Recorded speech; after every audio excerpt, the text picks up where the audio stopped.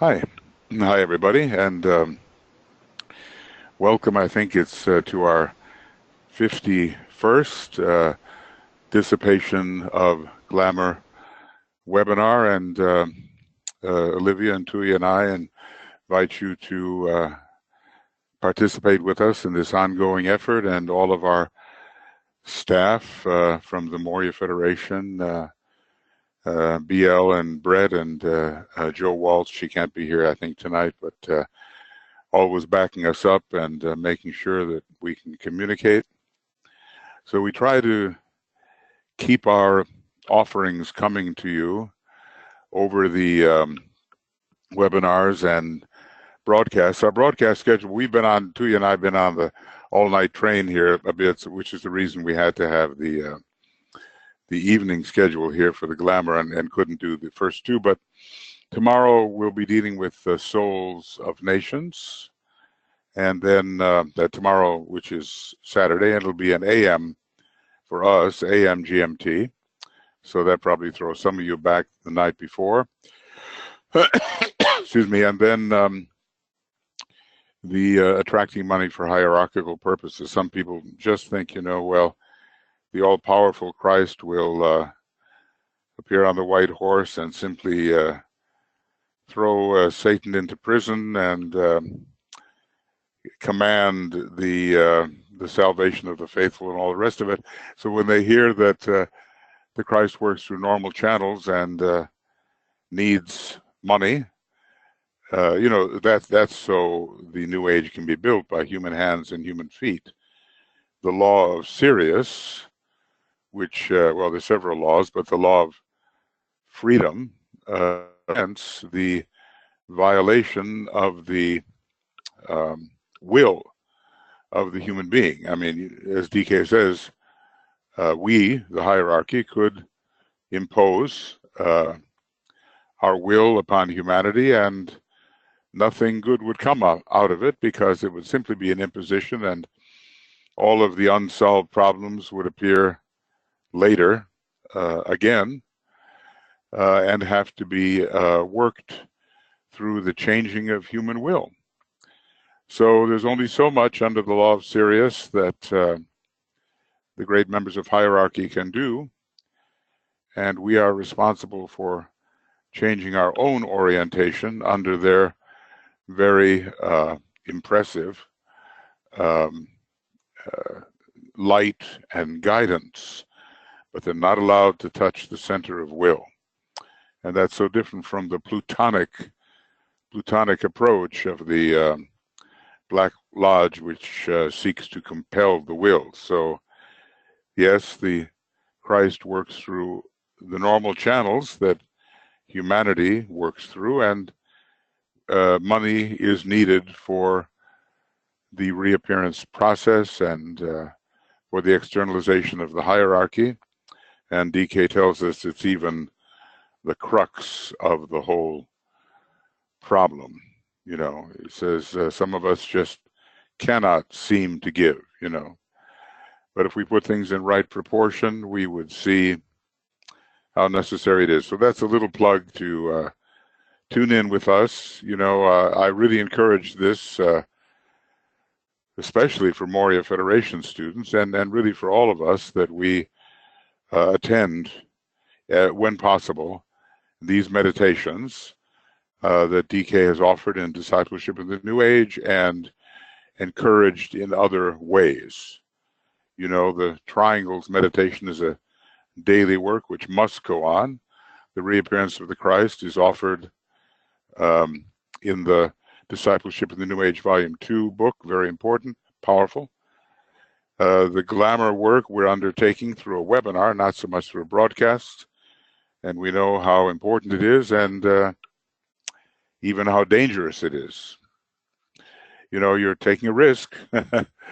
That's the one group that came the closest to failing. It seemed that they had so much of the sixth ray that they were an easy target. And yet they had to have it to put them in touch with the sixth or astral plane. Every one of them had some sixth ray vehicle and needed it. Then, of course, the way to improve things and bring the causal body of various nations into effective condition is by invoking the soul of the particular nation. And this has to do with taking care of all that emergency work. I'm somehow dumbfounded when my own country, you know, when the latest here is that maybe help from Puerto Rico will be withdrawn because they haven't shown enough appreciation. And dropping out of the United Nations educational and cultural group, UNESCO. So, you know, sometimes it has to get pretty dark before the dawn. And sometimes, you know, we're heading into Aquarius. And when Leo is a wonderful sign, you know, I've got a lot of it myself. And it's not wonderful because I've got it, okay, but it's a great sign of service once certain issues are passed. But our problem here is when you have the primitive Leo mentality, you can't see beyond the confines of your own aura. And so the whole spirit of the group and internationalism and one humanity, you know, America first. Huh. All right. So we have a lot of work to do to change the inner climate of non-participation. I mean, I don't want to get political about this, but, you know, you do see a difference with Obama having Aquarius as his rising sign and our present president having Leo as the rising sign. So, you know, all astrology plays into all of this, and we have to understand that these energies, according to the form upon which they impinge, will be used for positive or negative results. So this is all by way of saying that we meditators, such as we are, we have to really get to work with real purpose and intention and an inner persistent fortitude to handle these outer problems. Nobody believes we can be effective, but we know how the hierarchy works, and we can be effective. The average mentality doesn't give us credit, but then they don't have to. And, you know, I don't know how many of you have had Master DK walk into your room the way Master KH walked into Alice Bailey's room one nice Sunday morning, but we all agree Master DK is pretty effective, isn't he? Through the books he's written, and through his presence, and through his encouragement, and his amazing teaching. And we may never, he's been working mentally with our souls, and so forth. So we can work inwardly too, and be very effective. Well, just a little, let's just have a little pause here for a moment, and we're gathering together, you know, as personalities which are in the process of soul infusion. And that soul energy is a really real, qualitatively real factor, energy. And we're relating to each other in that way, wherever we may happen to be geographically.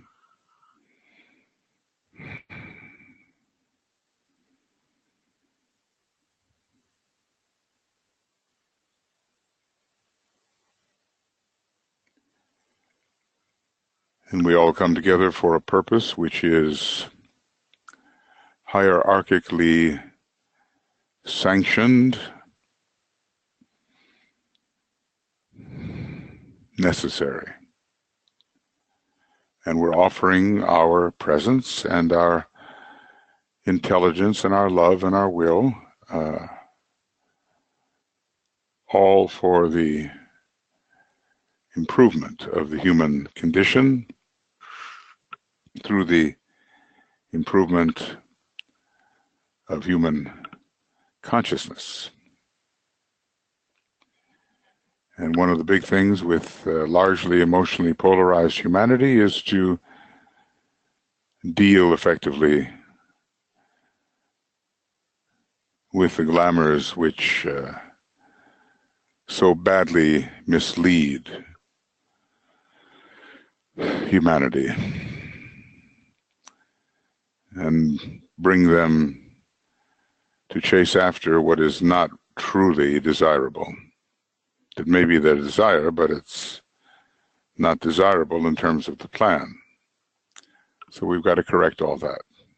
First in our own lives, and then increasingly to be effective in the lives of human beings. So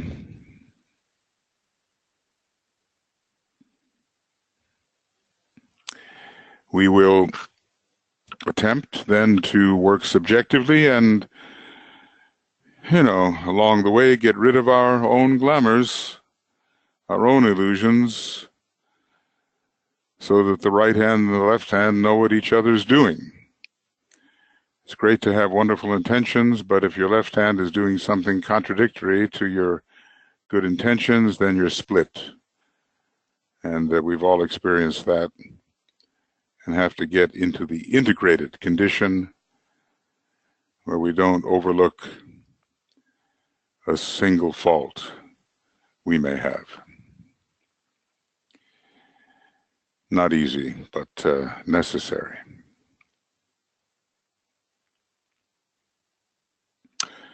One Om.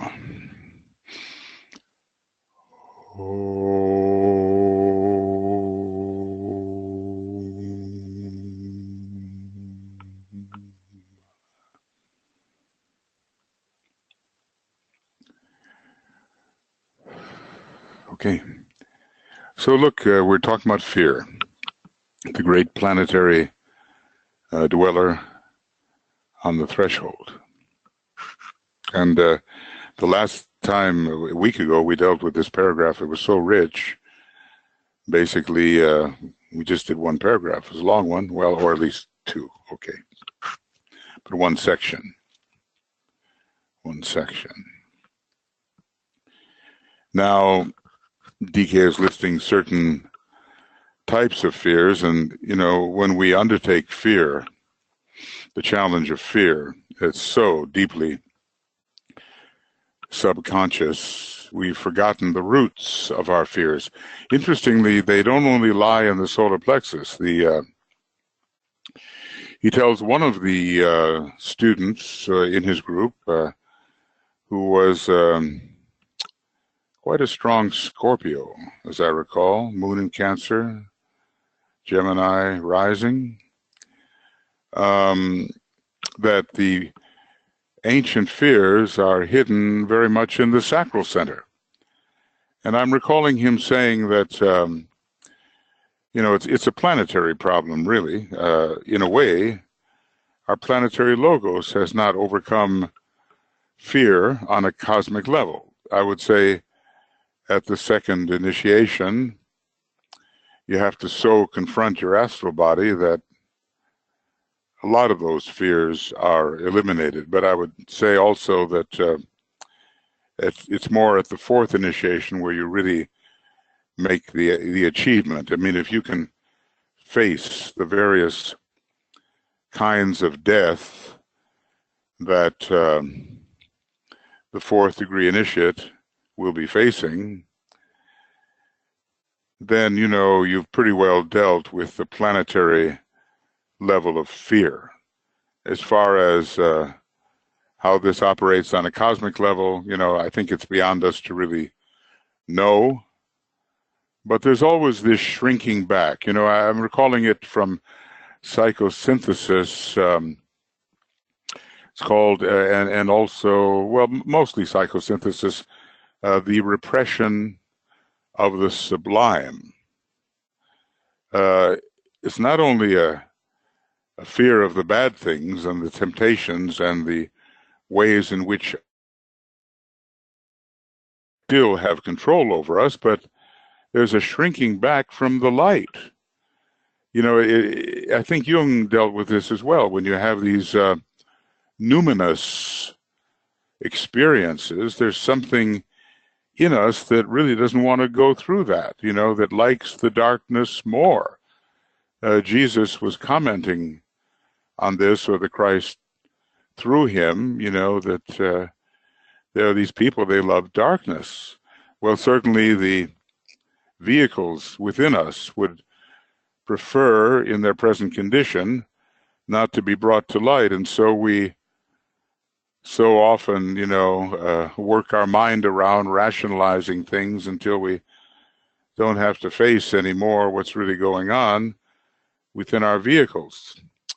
It's a very deep issue, and there are many, many fears. And they always hold us back. They always cause a shrinking of our possibilities. The old saying, perfect love casteth out all fear. I think it's, you know, very true, and maybe some of us here or there at various times have had the kind of courage which love can bring, especially perfect love. You know, from this perspective, among humanity and human beings, Christ must be the most fearless of all, because his love is the closest to perfect. Well, we're all going to go through that, where we learn how to drop the fears and be so truthful that it will be said of us, the truth shall make you free, as Jesus and Christ through him said. You know, we don't know sometimes what's Jesus talking and what is the Christ talking, but he told us that one day, Master DK said, that the gold and silver threads would be disentangled from the Christ Jesus story, and the episodes in the life of Jesus, the silver threads, and the great events in the life of the Christ, the golden threads, would be separated from each other, and we'd be able to really understand how it is a 6th degree initiate cooperates with his instrument, the 4th degree initiate. And you know, it's my impression that we have the same issue going on with the true Buddha, who at the time Gautama was born, had already been the head of the hierarchy for 2,500 years, almost. And so I think there was another issue there of a great initiate working through a lesser initiate, and a kind of a 6-4 situation going on. I don't think anything is really said about this, but it just makes sense. You know, you don't go off looking for yourself in the jungle when you've been head of the hierarchy for over 2,000 years. So if we just stands to reason that it was a dual manifestation that the hierarchy tends to use off there in India, just as it was in the Palestine of old. Well, here is the very first fear that we're going to be dealing with. Maybe it'll be enough for tonight. You know, we don't have to rush the project or the process. I would say this, that if the glamour of fear has less and less hold over us, the other glamours will tend to melt away. Because I think, you know, it's all somehow based on the fear of annihilation, the fear of non-being, the fear of ceasing to be, you know, of apparently being and then for all eternity no longer being. Just the way before being, all eternity elapsed, a lot of paradoxes there, before one was. Well, obviously there's some faulty thinking going on there. And we can think our way, I think, through these fears, plus the methods, the 3 methods which Master DK gives for the dissipation of fear. And I think we're going to have to look at those pretty carefully, all the way from the normal fears to an attack by the Black Lodge, where the whole hierarchy, tuning in with the whole hierarchy and the violet light is possible. I think we'll have to do that. Anyway, this is the fear of death, and what's it based upon? Well, a terror of the final rending processes in the act of death itself. I think that's especially for violent deaths, you know, being ripped apart by an animal. They cause so much destruction, we are told in the early days, wreaking havoc among early humanity. You kind of wonder how early, but I think we're going back almost, you know, to Lemurian times, and maybe even before there was a real self-consciousness in the human being. They had their unique line of evolution through the Adamic and the Hyperborean races. And, you know, there were processes going on there millions and millions of years ago that are anchored deep in the subconsciousness of man, which DK said can be stirred like a cauldron until it becomes a boiling cauldron running your life. That can happen with the subconscious. So there's lots of, we've all died violent deaths, some expected, some unexpected. We've all been on the battlefield and been torn apart by swords and other instruments of war, you know, very unpleasant, which is why one kind of suppresses those things. But one day the movie will be shown, even if you're the only person in the movie house, you get to see it all. So the tearing apart of the vehicle, very unpleasant, but DK kind of makes light of it. The most you'll really get out of that is just you're going to feel terrible for a minute and get a little electric shock, and that's it. We'll see what he says. Then point B, horror of the unknown and indefinable. I mean, we all drink from the mythological river of forgetfulness, which is Lethe, L-E-T-H-E. And we forget all that we knew on the other side until our brain is ready really to respond to these things, which he says it will. So we're going into the great blackness, and that's akin to annihilation of being. You just don't know whether you will survive it, and you think you probably won't. So what's lurking there in the dark, you know? We don't have a handle on it, and no matter how many times we've died, and he says, just when you die, you know, on the other side, it looks like a very familiar experience. We experience it as familiar. Well, that's after we go through this horror of the unknown and undefinable. And then, of course, there's, you know, maybe it happened in the early Aryan race, maybe later Atlantis, but we became separated from our solar angel in consciousness, and we became separated from the higher presence, ourself as a soul, and doubt began to enter in. I think with the fifth ray and its skepticism in the fifth root race, a lot of doubt enters, and we still have people that are in a profound state of skepticism. So we doubt that we will survive, and the people who do believe it are looked upon by these intelligent types as foolish, you know, or the opiate to religion is the opiate of the masses, we've been told, and we're high on something, you know, because we think we're actually going to survive.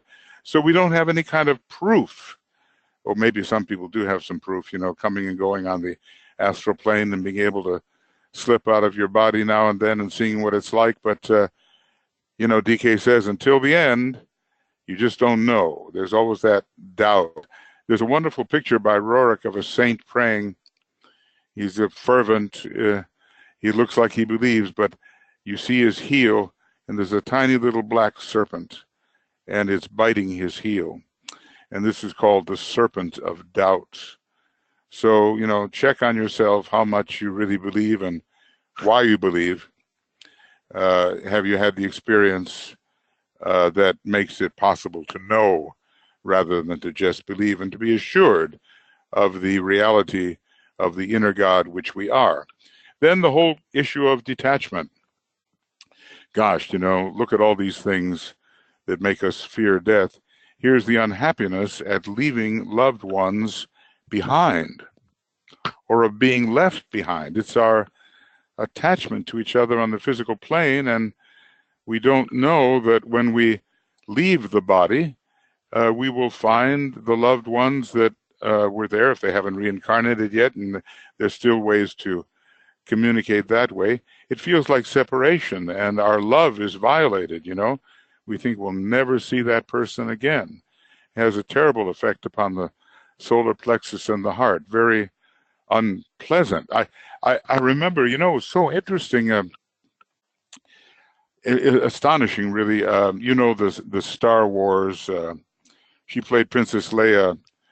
Gosh, am I going to forget her name? Anyway, she's Debbie Reynolds' daughter, and Fisher, isn't it? Carrie Fisher. She died of cardiac arrest, and a few days later, her mother died. Had a broken heart. Broken hearts actually show up as some kind of anomaly in the heart muscle, and she just didn't want to be separated from her daughter. She just died immediately after, and what was the cause? Broken heart. So this attachment between us is very, very strong. And we have to be assured during the Aquarian age that things will actually be flowing and we'll be able to communicate with each other, whatever side of this particular veil we're on. And there are many, many veils. And to those who don't know how to pass, they form insuperable barriers. But every once in a while, you might find yourself on the other side and, it becomes clear to you. Okay, point E, ancient reactions to past violent deaths lying deep in the subconscious. Again, very unpleasant. And, it's a bit like point A, the terror of the final rending process. I suppose if you're lying in a hospital in a coma, the rending process is not so terrible. It's more a slipping away, but there are all these other ways to die, and we've all experienced this and mercifully perhaps have forgotten what it's all about. But these are all the reasons that we fear death. It's one of the major fears we have, but I say based upon a more existential fear, the fear of the annihilation of consciousness. Then the clinging to form life in general. It's a lot like, not regretting to leave the loved ones behind, but it's form in general, because our consciousness is so benighted that we're primarily identified with form, and we don't realize the subtle forms, and our life in the brain consciousness is so activated by consciousness of form that the other things seem less real. Well, later they're going to seem more real, but in a way it's the only world we know. And the savage human being, or early incarnator, that's all they know. And so they don't have very much inner life at all, and we've all been through that long ago, whatever sphere we've been on, whether the Earth globe or the moon chain or the previous solar system. Anyway, form dominates our consciousness, and we don't want to leave it because it's the only thing we really know as real, even though it's the most unreal. And then finally, point G or 7, old erroneous teaching as to heaven and hell, both equally unpleasant in prospect to certain types. Well, those types probably have a very strong belief system and a very, very powerful sixth ray. So you know how it is, eternal hell or eternal heaven, which is, pretty boring the way it's usually cast or understood. There are heaven worlds on the upper levels of the astral plane, which is not the real heaven of Devachan, which is on the 4th sublevel, we're told, of the mental plane. And then the hell worlds, plane number 7 of the astral plane, and maybe plane number 6 isn't so much better either. those are the average, for the average Christian or believer, those are the hell worlds. But eternal hell, eternal heaven, no.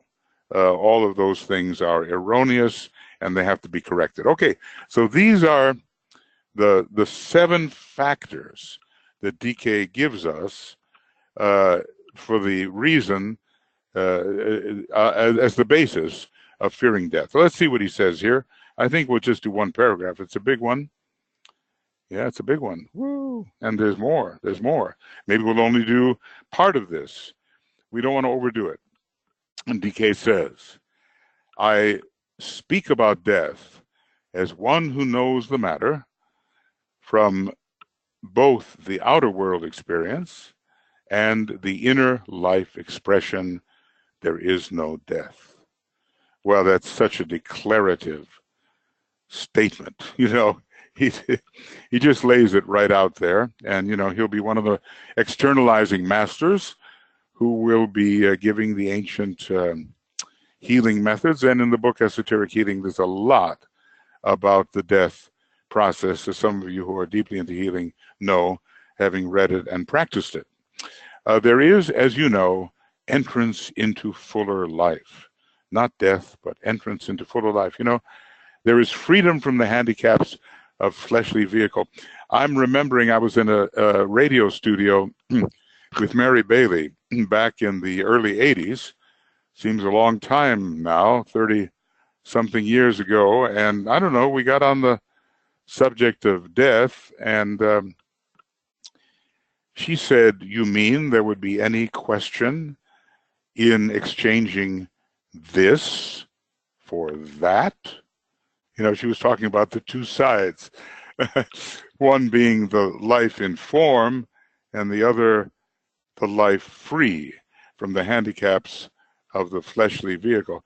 In her way of presenting it, in her mind, there was just no question. And it just impressed me so much. You know, she was a very subtle person in a way, but very, very impressive. And her first-ray soul had a way of really making a point. Then he goes on here.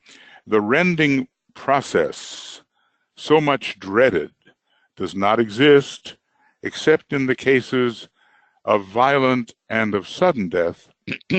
And then the only true disagreeables, you know, I like it when they say it's unpleasant, it's disagreeable, you know, it minimizes what it is in most people's mind. So anyway, the only true disagreeables are an instant and overwhelming sense of imminent peril and destruction, and something closely approaching an electric shock, no more.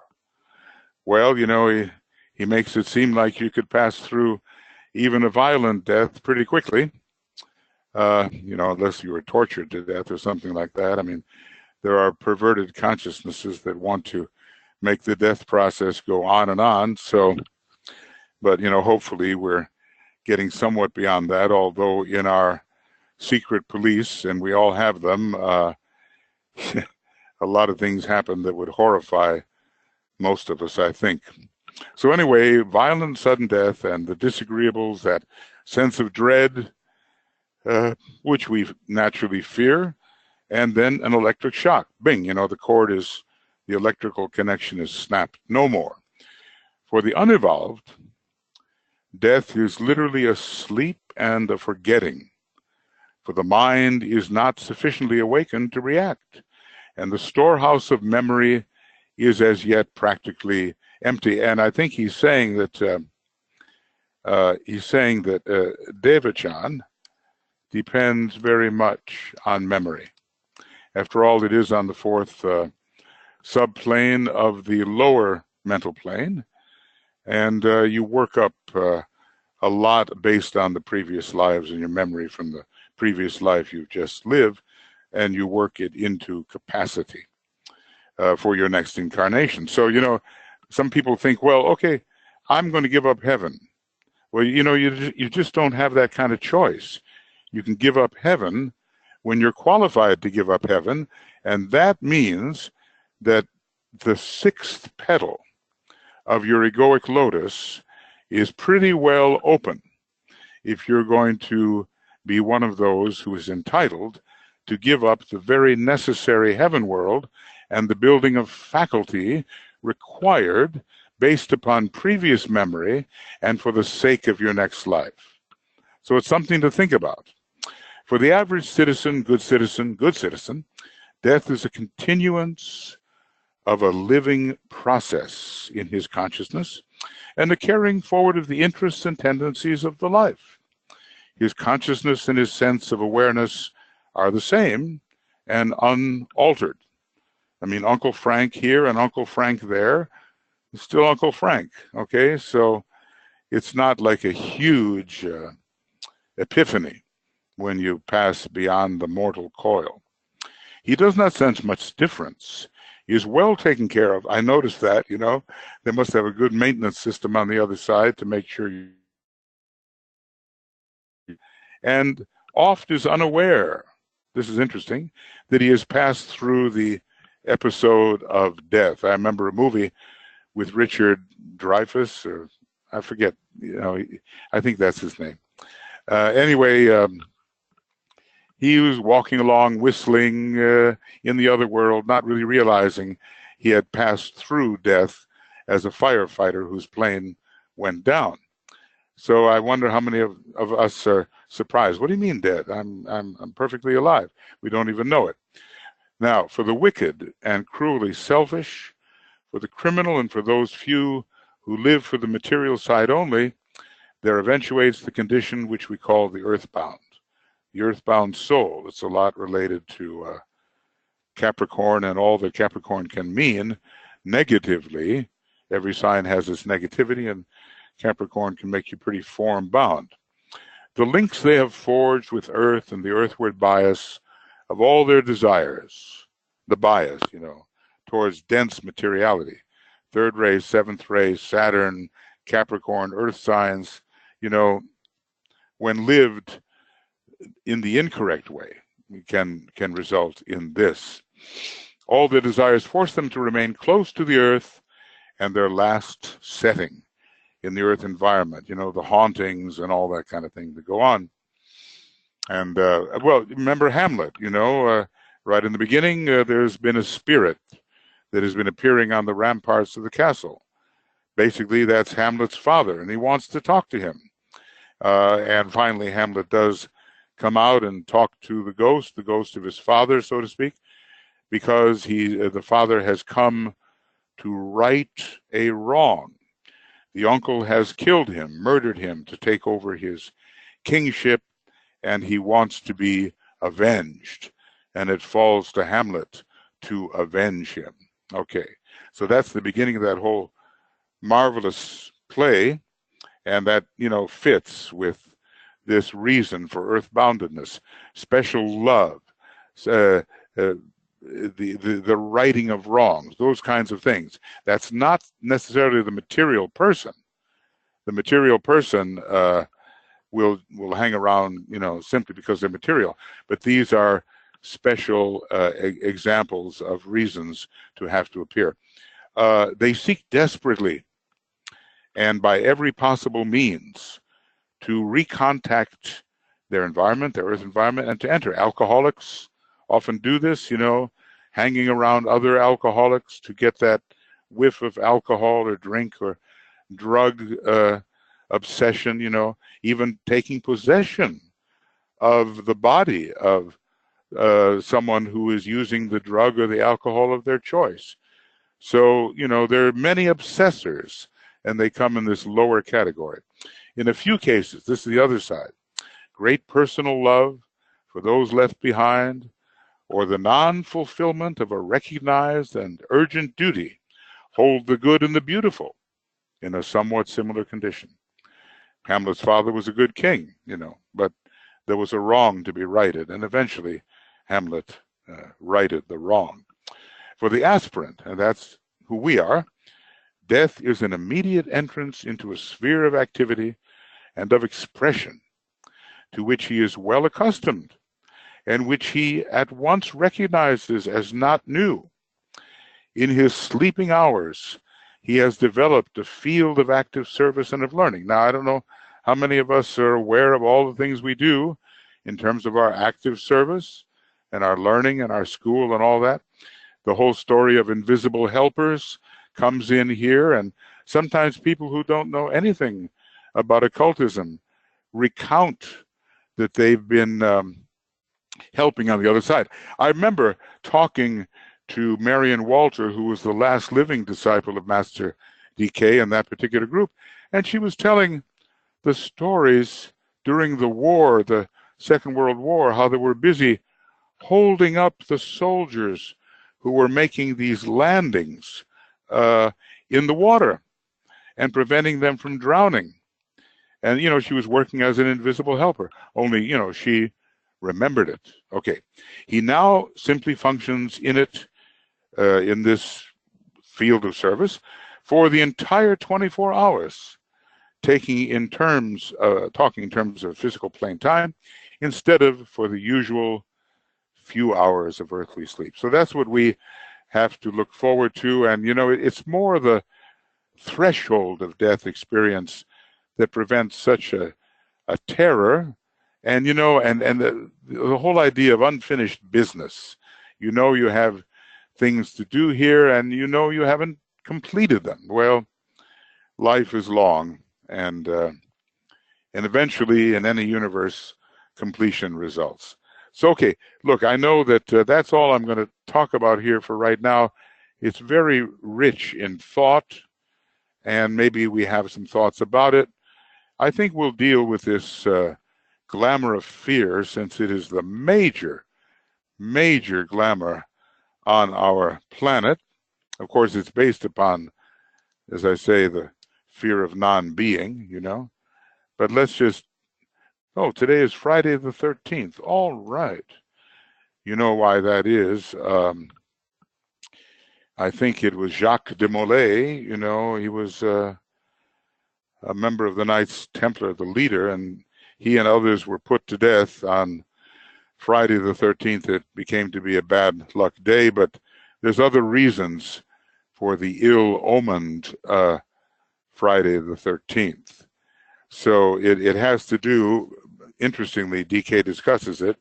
He says it has to do with the fact that there are 12 grade hierarchies, but the members of the Black Lodge seal off the lower concrete mind and make of it an insular vehicle as the 13th hierarchy, or the 13th means of reaching into the subtle worlds.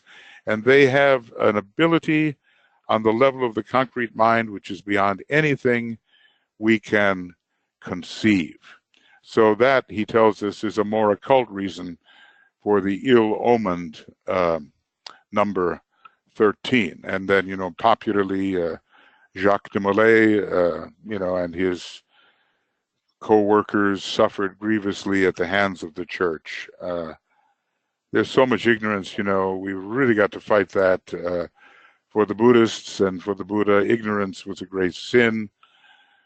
And, you know, we people who are trying to be light bearers, we have to fight that with all we've got.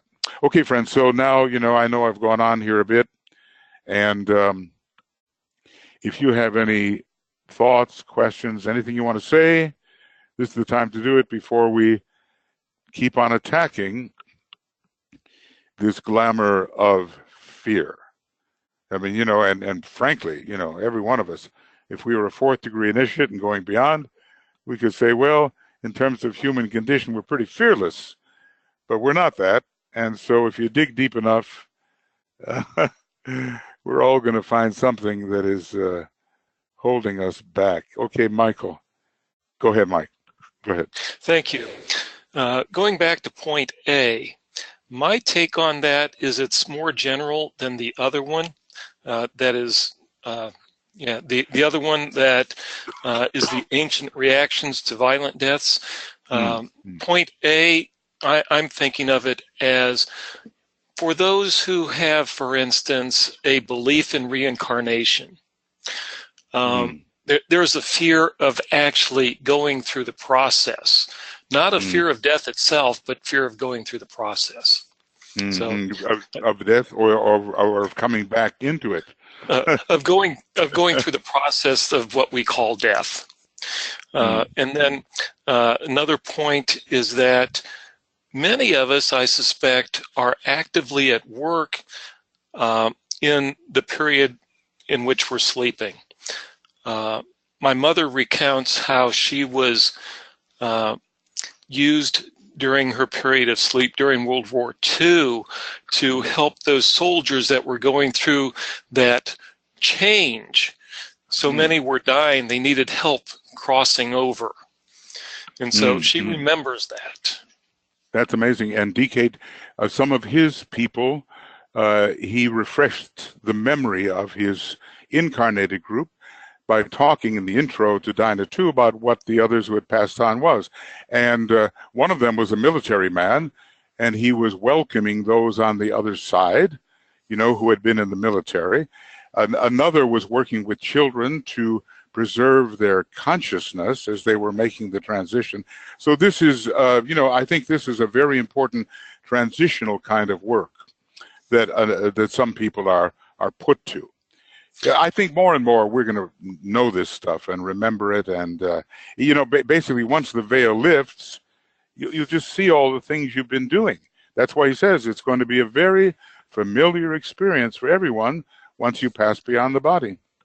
And I see this whole thing as a major reason in why he talked about developing continuity of consciousness. Right. Exactly.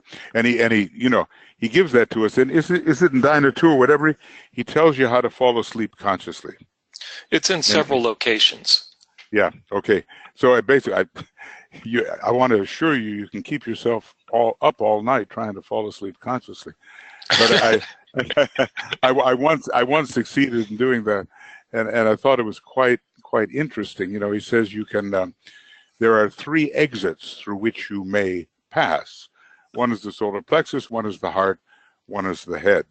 And I definitely had the experience of passing out through the heart.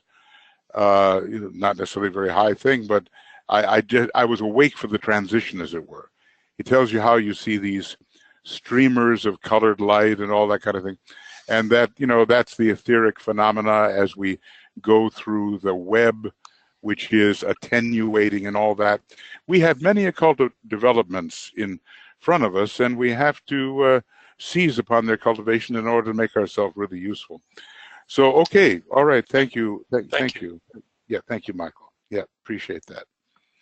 Okay, this is, you know, we're all going to pass through this, and excuse me, I've done so, you know, countless times. Every time a universe dies, the whole universe does this. It passes through the web into absolute infinity, into the absolute deity. And how many universes have there been? Well, you know, if you believe Blavatsky, it's infinite. So things are pretty familiar. It's what we want to be able to do is make them familiar on this side, so that we don't have to pass through the processes. Oh yes, I remember this. You know, there's this old Greek saying, and maybe it's older than Greek. All of life is a learning how to die. All of life is a learning how to die. And then the old saying, I die daily. I die daily. Well, what does that mean? I mean, certainly it's true, you know, in terms of going to sleep, because the only difference between death and going to sleep is this magnetic relationship still exists in sleep, whereas in death it does not, to the physical body. But it has other things to do. It has to do with living the dual life and being able to slip in and out of a brain consciousness at will. There's so many occult developments which lie ahead of us in the new schools when the masters undertake the curriculum there, and we're preparing for that, you know, in the Moria Federation and so forth. I don't know how many of you are members of the Moria Federation, but it's getting a time when I always write letters and I say, hey, you've got a good opportunity here to really get deeply into Master DK's curriculum for the preparatory schools of the future. So I would certainly seize it. I remember how happy I was when I discovered the Arcane School. I said, really? There's a school like this that teaches modern discipleship and all that based on DK's books. So I was overjoyed at the prospect, and that was a long time ago. So I certainly encourage y'all, if you're not a member of the Moria Federation, to find a way to really school yourself in these deep, deep matters, which are so essential for your future cooperation with hierarchy in an occult manner. Anyway, that's my pitch for the moment. Okay. Okay, other thoughts, other questions? Alex, go ahead. Yeah, Alex. Hi, can you hear me? You bet. Good. You always pick a topic that is super relevant at the time. Oh. I seem to be talking to a lot of people about death recently. A lot of people are making the transition, or their families are, and this sort of thing. And so a lot of questions have come up.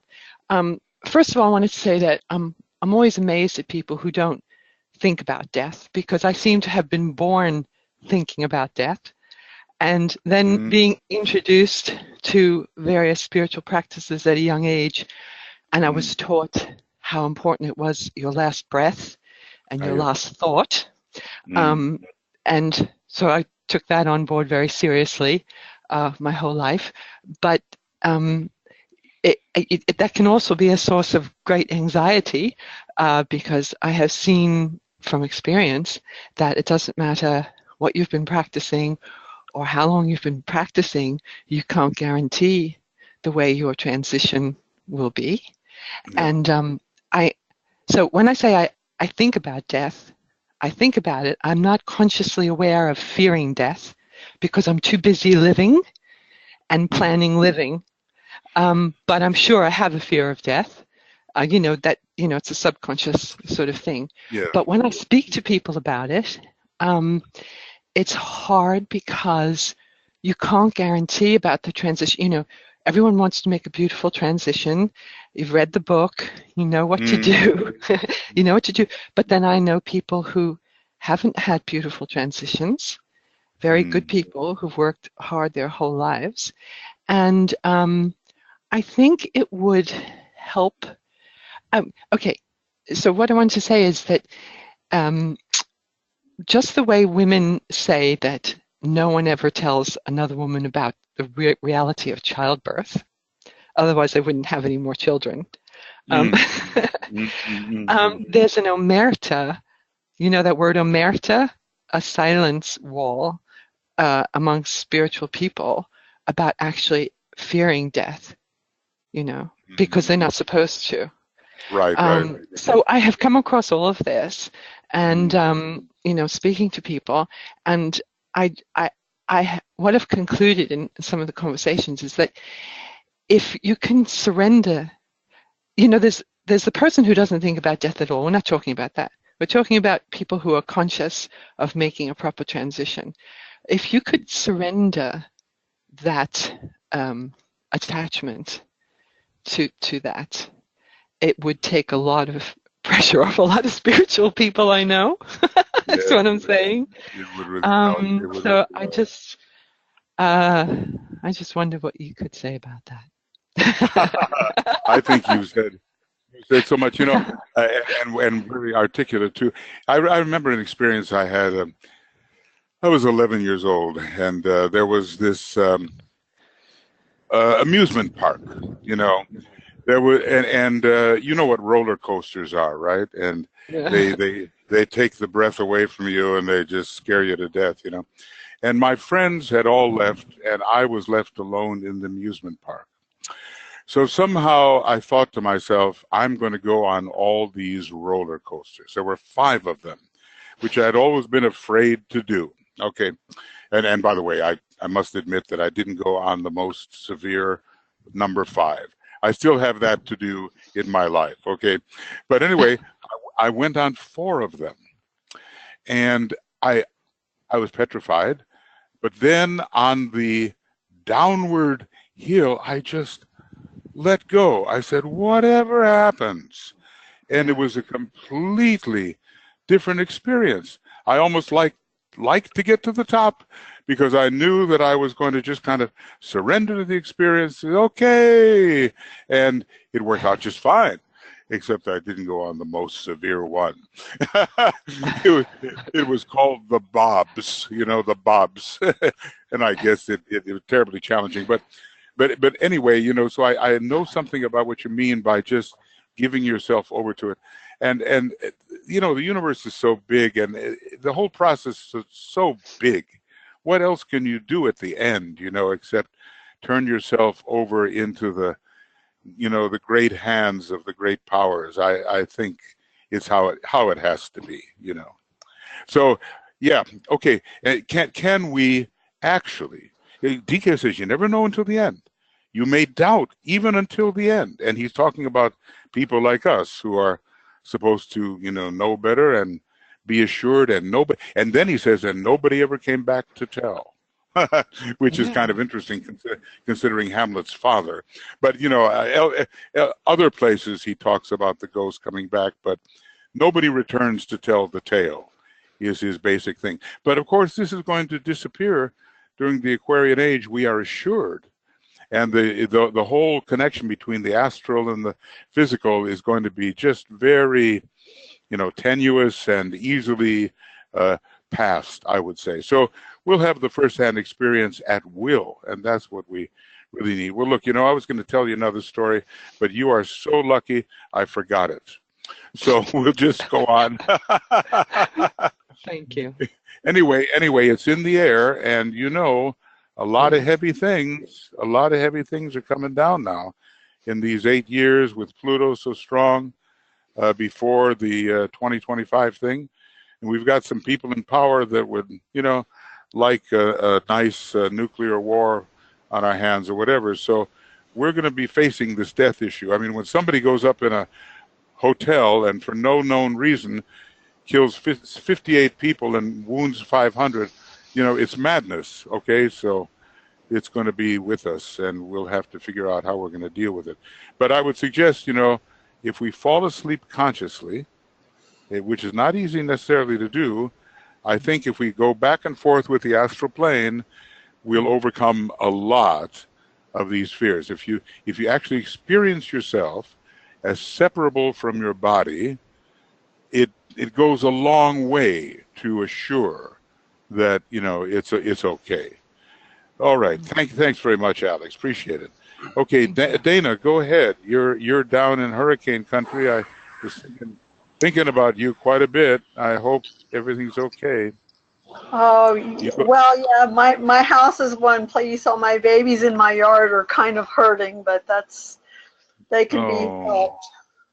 Yeah. Okay. Yeah, you too, because I've tried to contact you guys a couple times for some health assistance. Okay, well, we've been thinking about you. We've been thinking in your direction.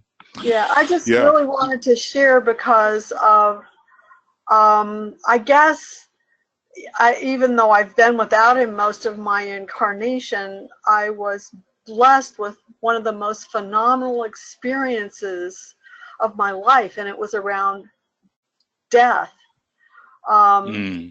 Because my father went out of incarnation from cancer when he was 49, and I was studying the Tibetan Book of the Dead at the time and was just beginning to really get into the Bailey teachings. And I was bringing my meditation class, which included the grandson of Ariel Bell, who was one of Alice Bailey's friends. And so I had precursored my father, and he quit talking to anybody else about what was happening to him the last 6 months. And I was with him the last 45 minutes he was alive, and he said to me, "The lights are so bright, turn them down." And I'm like, "No, they're not the ones out here, Daddy. They're the ones in there, and turn them up and merge with the brightest one." And he acknowledged that. And I watched his silver cord snap, and then I sat down on the hospital floor next to his bed to meditate, and I started going with him. And it wasn't a tunnel because he wasn't coming back. And it was such an incredibly phenomenal experience of something so much greater than phenomenal ecstatic bliss that there's nothing that has taken its place my whole entire lifetime. So it's really pain and suffering I have issues with. Death, not at all. I mean, if my uncle had not shaken my shoulder and said, it's over now, we need to leave, because at that point it took me 5 minutes to create the room around me again. I may not have come back, because it was so amazing that I had absolutely no desire to. So, a lot of people, they report that they don't want to come back. They're even irritated at being forced to come back if it's karmically required. I had some friends for whom this was an experience. So anyway, like DK says, with his typically understated manner, an entrance into fuller life. Right, and that it is. It is. Amazing. Well, thanks, Dana, for sharing that. Appreciate that. Sure. Okay. Well, this is the thing now, and humanity is held by this fear, many fears. This is one of the primary fears. So we need to do our work around this somehow, and we will, we are. So we're just going to do that. Okay, friends, is there anything else? Anything else? Okay. Let's see. Well, okay. I think we know why we're studying this. We know what we're doing. The consciousness of humanity is held in thrall by many kinds of emotionally tinged thoughts. The Kama Manas rules most human thinking.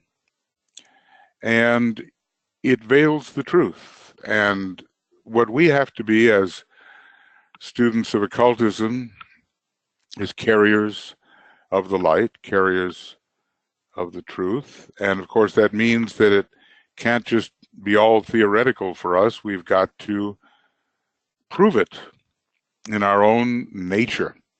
Now, the Yoga Sutras of Patanjali, the opportunity is held out to us to prove these things. Just don't take my word for it. We prove them, and we work on proving them, and that's what our discipleship is about. And then we can speak with authority, enough authority at least to attract people into a path where they too don't just have to believe, they can prove for themselves that these things are real. We are following as real things that people believe are fantasy, but we will discover for ourselves whether it's fantasy or real. And so I just suggest that we somehow manage to do that for ourselves. Is that you, Brett? Yeah, Stacia has a written comment. Okay, thank you. See how I recognize you from the white noise that accompanies your computer?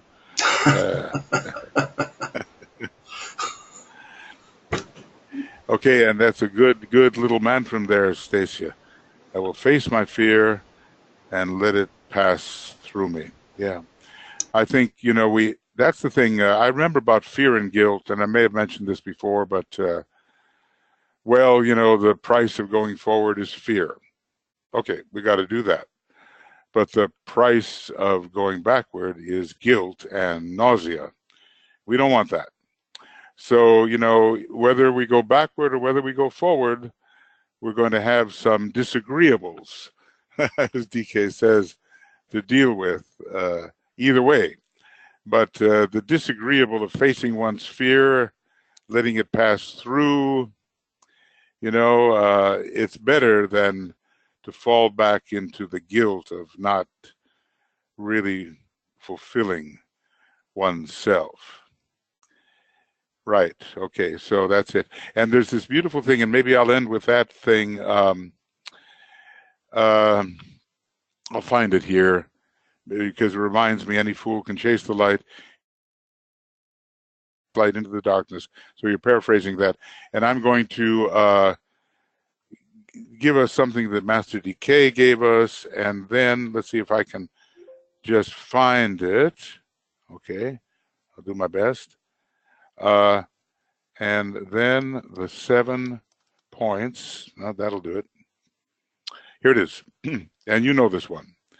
And it's good for all of us because it tells us our role as light bearers, right? Okay, here we go. He who faces the light and stands within its radiance is blinded to the issues of the world of men. He passes on the lighted way to the great center of absorption. But he who feels the urge to pass that way, yet loves his brother on the darkened path, revolves upon the pedestal of light and turns the other way. He faces towards the dark, and then the 7 points of light within himself transmit the outward streaming light, and lo, the face of those upon the darkened way receives that light. For them the way is not so dark. Behind the warriors, twixt the light and dark, blazes the light of hierarchy. So this is a so marvelous description of our duty. Once a certain amount of light exists for us, our duty to others to pass the light along into the darkness and shine some light upon the way, so that there can be a lightening of the path of those for whom things were very dark before. That's the destiny of a light bearer. And that, whatever our ray may be, if we're studying DK here, we're going to be light bearers. If we stick with it and do as he says to do, we will bear the light, and the consequences will be right there, as we've said.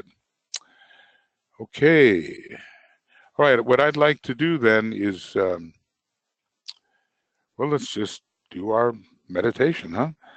Which is dissipating the glamour of fear. And maybe, here we might be concentrating, since fear is so variegated and its name is Legion, maybe we'll concentrate tonight here on the fear of death, as we've had some readings to that effect, and they've been, we're also going to deal with, in our programs coming up, the fear of the future.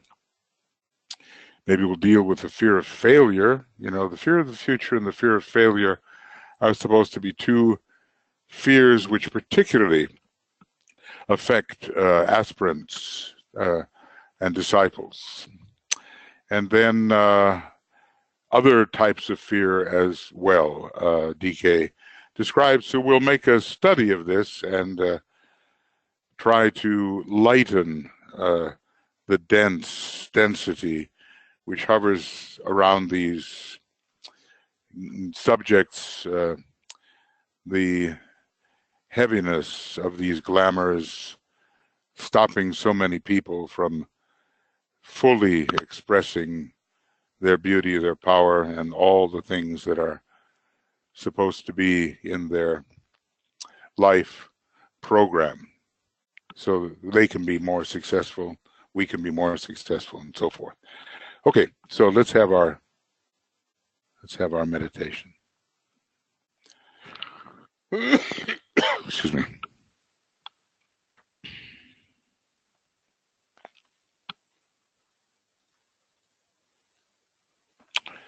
Right. So we'll begin simply by some moments of silence, gather our sense of group life and group participation in service.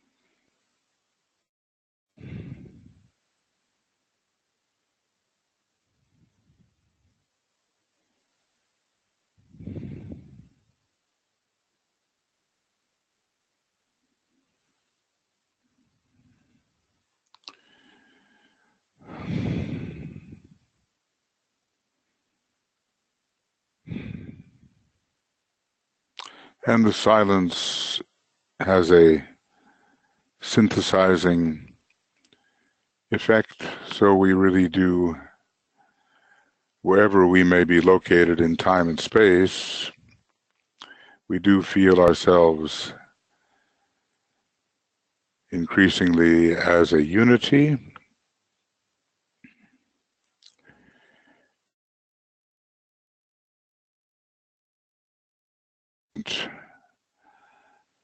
For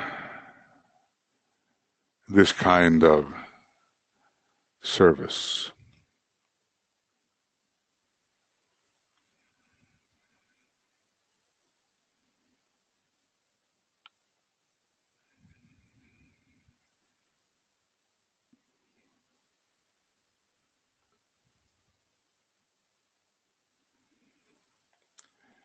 And we will use our protective formula. We know we form this cross of divinity using the eyes, and we remind ourselves that this work is not easy work, and there are dangers involved in it, as humanity is still so emotionally polarized. Even, aspirants and disciples still have plenty of trouble with their astral body. So we'll take seriously Master DK's idea here that protection is needed. And so we say aloud, as the soul I work in light, and darkness cannot touch me. I take my stand within the light. I work, and from that point, I never move. Radiating divine cross of light, as we stand in the light, warding off darkness, standing in the light, standing immovable in the light.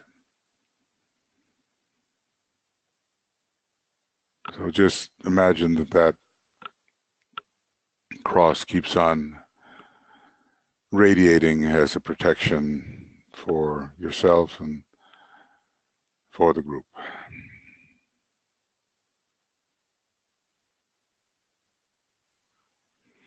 And now we review the preparatory stages. We're going to bring up the light of matter, breathing it up from our etheric physical onto the imagined plane of mind. And on this plane of lower mind is the light of mind. So the vitality of matter and the light of mind come together on the plane of mind.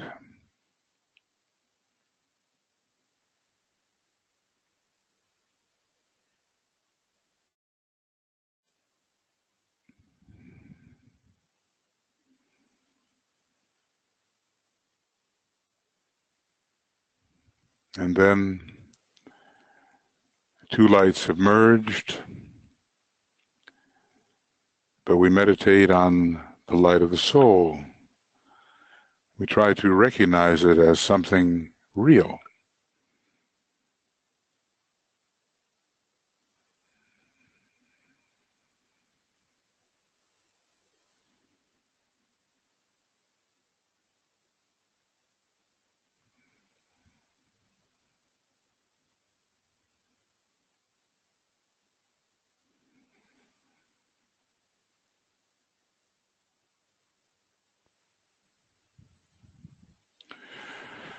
This light of the soul provided by the angel of the presence, as much of the solar angel as can be invested in the causal body.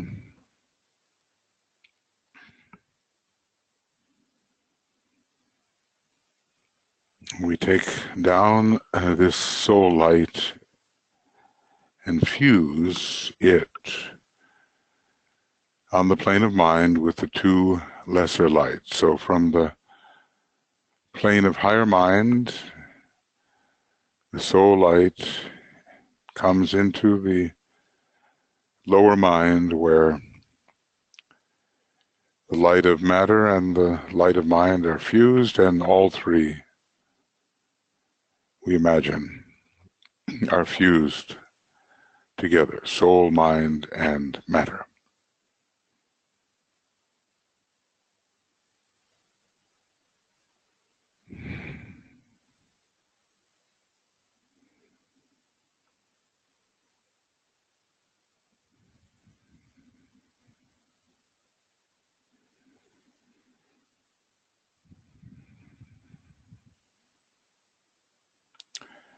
This will be the basis of our searchlight, which is our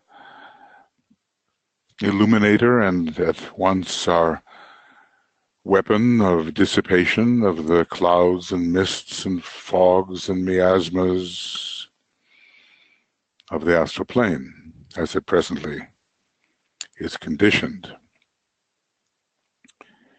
And so we, with this fusion of three lights as one, we all say together, the light is one. And in that light we shall see light. This is the light that turns the darkness into day. We're reminded of the light of day, of Scorpio, on the Buddhic plane of intuition, the real light of day. We sound the sacred word 3 times.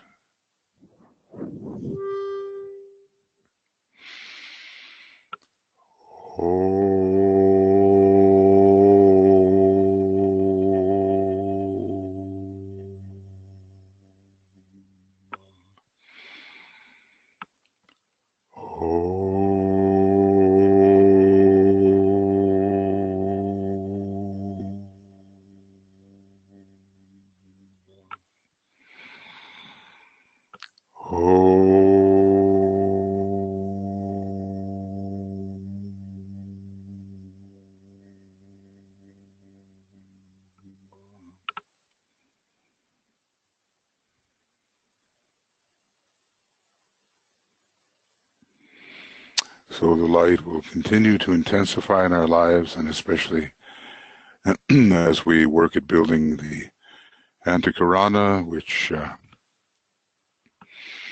will lead us into the triadal and monadic light. But for the moment, the soul light is sufficient now to do this work from our Ajna center largely. And so we're going to visualize our searchlight. We're going to, as it were, as a group, turn it on. It's largely from the group Ajna center, which is largely a fifth ray center at first.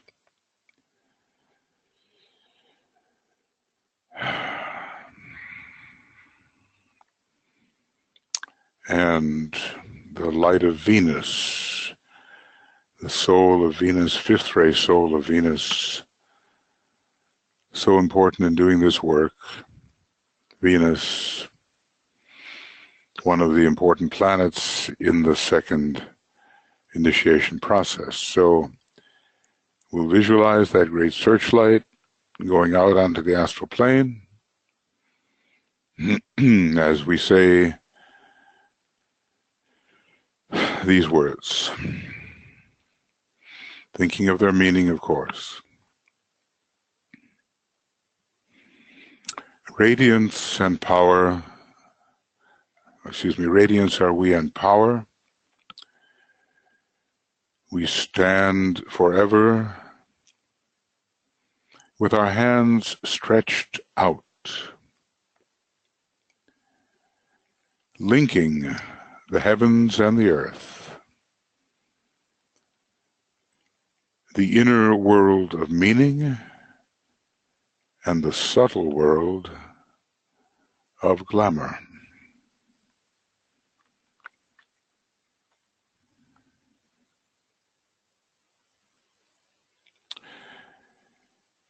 We reach into the light and bring it down to meet the need.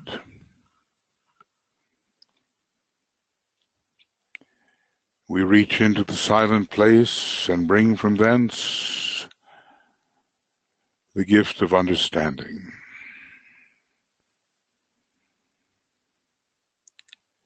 Thus, with the light we work and turn the darkness into day.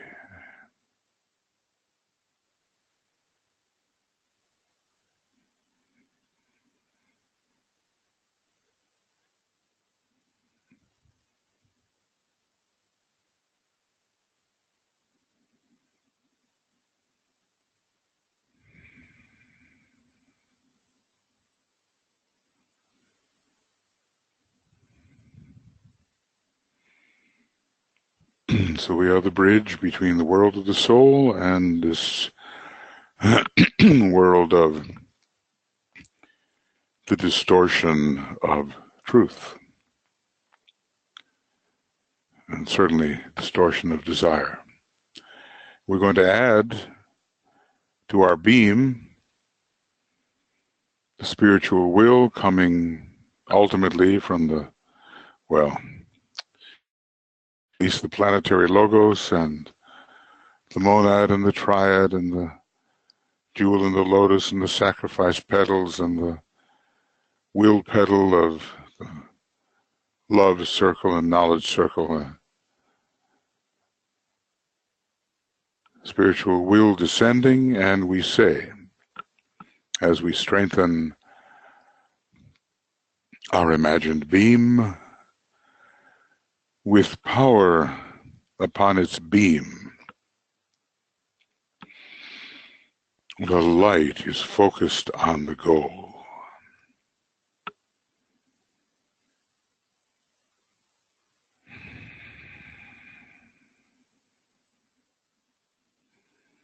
So we get the sense that our beam, brilliant, three lights is one, is now strengthened by the spiritual will.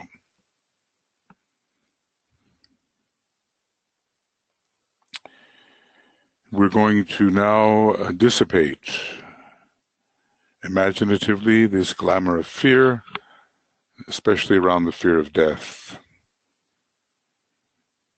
We'll take it one part at a time, you know. Fear of death is a big one. And so as we use these words of power, we will visualize the light penetrating the glamour and producing its weakening and its dissipation.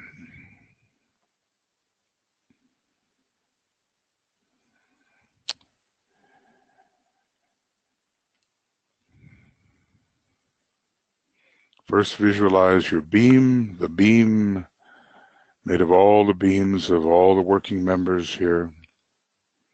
The group beam, brilliant, invincible in its task.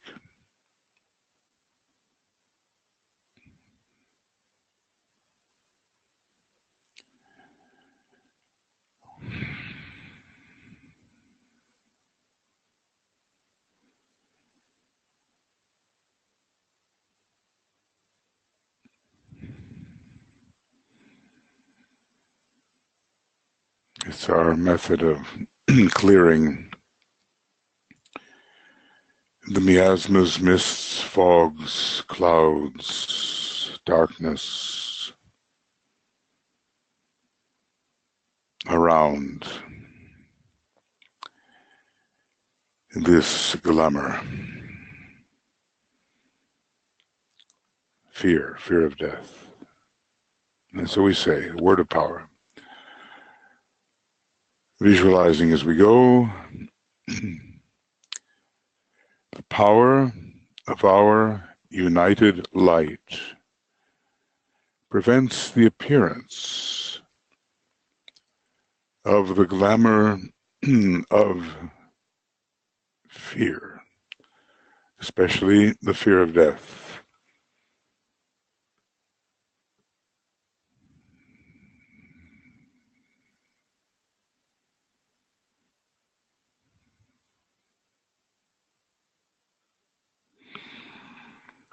The power of our united light negates the quality of the glamour from affecting humanity.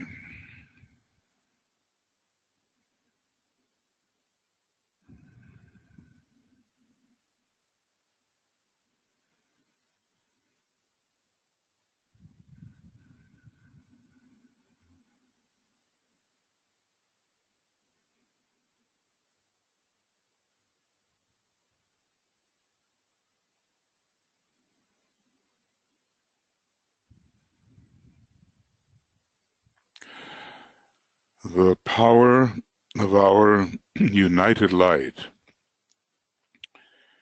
destroys the life behind the glamour of fear, fear of death in this case.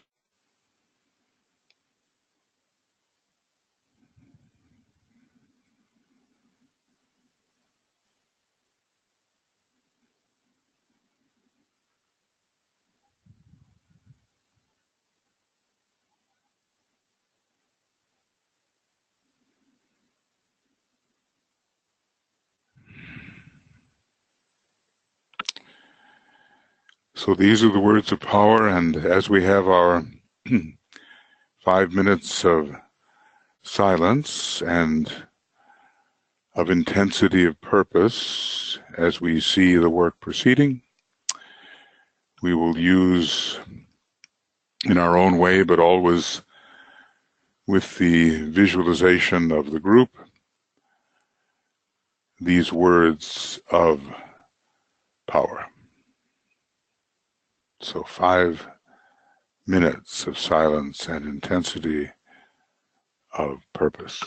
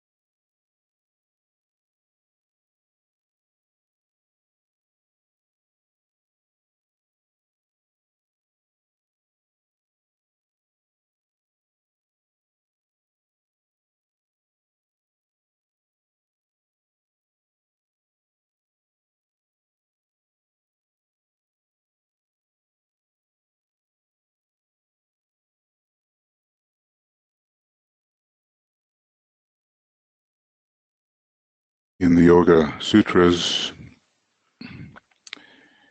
it gives us good advice about the power of substitution.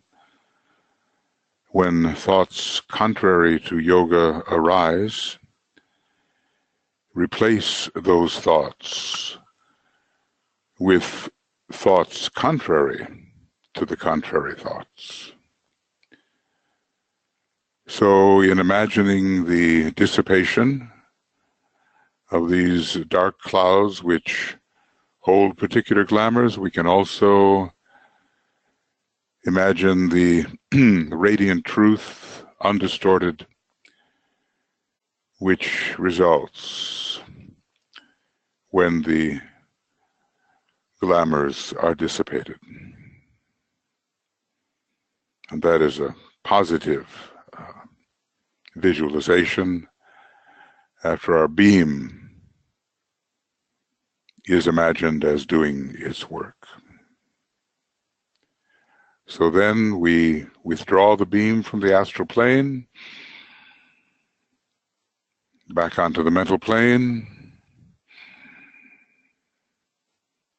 We turn it off for the moment. And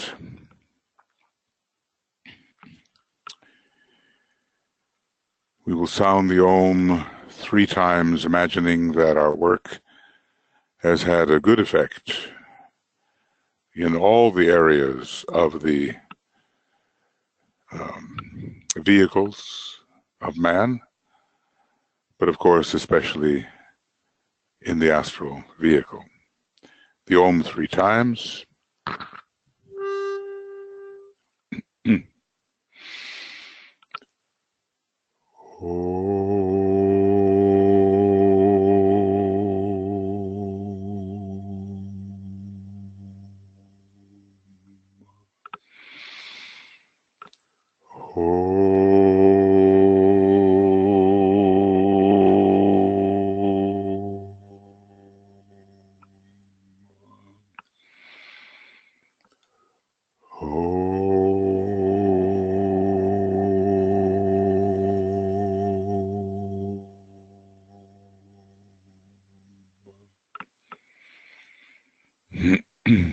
And slowly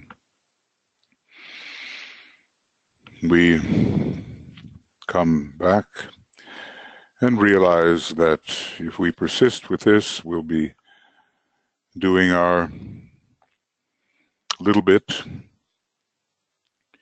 in a spiritually occult manner to clarify the consciousness of humanity, and in doing that, clarify the action of humanity. So it's more fitting according to the divine plan. Thank you, everybody, for being here. And Tuija and I will be working in the morning. Tuija will be presenting the Soul of Nations work, an emergency work. The fires are out of control, you know. And the elements, when humanity does not have sufficient soul consciousness, the elements are out of control. Fire and water, the tests of fire and water we've been through, and wind. And, well, we're just, it's a huge volcano. There's several of them waiting. The Manu is busy, and we have to balance all that with soul consciousness. Okay, so 5 a.m. we'll be doing that work, and then Sunday 5 a.m. This is all GMT time. We'll be doing the work on attracting money for hierarchical purposes. Thank you, everybody, and Brett will, if you miss some of these meditations, you can get them. And in discussions, you can get them on Makara, www.makara.us, and you can participate and keep your continuity. Okay? So thank you, and we'll be seeing you, here, a little earlier than might be, restful, but we'll see you in the morning, and it'll be your night, and for some of you, and morning for the others. And thank you for being here. Talk to you later. Many blessings. All the best. Bye-bye.